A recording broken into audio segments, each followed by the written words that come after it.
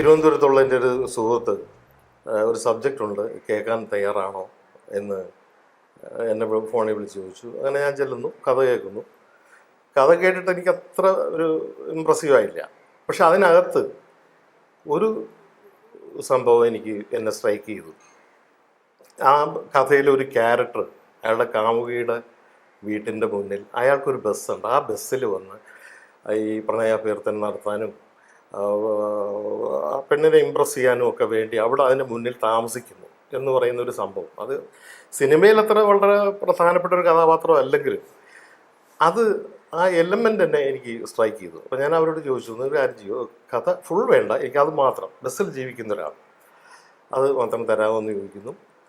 അങ്ങനെ ഓക്കെ, അവർക്ക് അത്ര വലിയ കാര്യമായിട്ട് തോന്നിയില്ല, വേണമെങ്കിൽ എടുത്തോളൂ എന്ന് പറയുന്നു. അങ്ങനെ എഗ്രിമെൻ്റ് വെക്കുകയാണ്.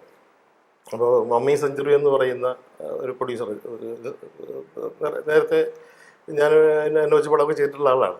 അദ്ദേഹമാണ് ഈ എഗ്രിമെൻ്റ് വെക്കുന്നത്. അതിലൊറ്റ വരികയേ ഉള്ളൂ, ബസ്സിൽ ജീവിക്കുന്ന ഒരാൾ. അപ്പോൾ അന്ന് ഈ എഗ്രിമെൻ്റ് ചെയ്ത് ഈ സാധനം കൊണ്ടുപോയി കുറേ കാലം 2-3 വർഷം വരെ ഉണ്ടാക്കി ഈ സിനിമയുടെ കഥ. എന്നിട്ട്